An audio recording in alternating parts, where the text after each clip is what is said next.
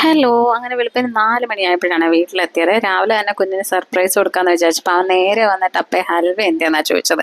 അങ്ങനെ രാവിലെ ബ്രേക്ക്ഫാസ്റ്റ് ആയിട്ട് മുട്ടയും ബ്രെഡും ഒക്കെ ഉണ്ടായിരുന്നു. പിന്നെ ഞങ്ങൾ എല്ലാവരോടും നേരെ അടുക്കളയിലേക്ക് കയറി. എല്ലാവരും ഉള്ളപ്പോൾ എന്തെങ്കിലുമൊക്കെ സ്പെഷ്യൽ ഉണ്ടാക്കുവേ. അപ്പോൾ ഇന്ന് ഞങ്ങൾ മന്തി ഉണ്ടാക്കാമെന്ന് വിചാരിച്ചു. സോ ഇന്ന് ചേട്ടൻ്റെ വകയാണ്. ബിരിയാണിയാണ് ഇപ്പോൾ ചെയ്യുന്ന, നാത്തൂനാണ് സ്പെഷ്യലിസ്റ്റ് അതിൻ്റെ. അങ്ങനെ രാവിലെ തന്നെ ചങ്ങനാശ്ശേരി മെറമടി പോയി ചിക്കനൊക്കെ വാങ്ങിച്ചിട്ട് കൊടുത്ത് ഞങ്ങൾ എല്ലാവരും ഉണ്ടായിരുന്നു കിച്ചണിൽ. അങ്ങനെ ഉണ്ടാക്കിക്കൊണ്ടിരുന്നപ്പോഴാണ് പെട്ടെന്ന് പ്ലാൻ ചെയ്ത് എന്നാൽ ആലപ്പുഴ ബീച്ചിലോട്ടൊന്ന് പോയാലോ എന്ന്. അങ്ങനെ പോകാൻ തുടങ്ങിയ സമയത്ത് മഴയോ കാറ്റോ ഒന്നും ഉണ്ടായിരുന്നില്ല. ആലപ്പുഴ എത്താറായപ്പോഴത്തേക്ക് അന്തരീക്ഷം ഒരുമാതിരി കറുത്ത് മൂടിക്കെട്ടാൻ തുടങ്ങി. കാറ്റും മഴയൊക്കെ എവിടെ നിന്ന് വന്നതുപോലും അറിയത്തില്ല. അപ്പോൾ പിന്നെ അതിൻ്റെ ഇടയിൽ ചേട്ടൻ്റെ ഓഫീസിലെ ഒരു മാഡം ഉണ്ട്, അവരുടെ വീട്ടിലൊക്കെ പോയി.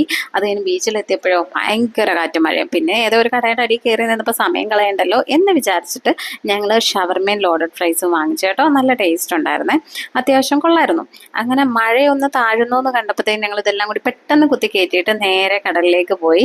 ഭയങ്കര വയലൻ്റ് ആയിരുന്നു കടലിലോട്ട്, ഭയങ്കര വയലൻ്റ്. ഇറങ്ങാനൊന്നും പറ്റുന്നില്ല. അതിൻ്റെ ഇടയിൽ കുറേ പിള്ളേരൊക്കെ ഇറങ്ങി നിൽക്കുന്നുണ്ടായിരുന്നു, എന്തിനാണോ എന്തോ.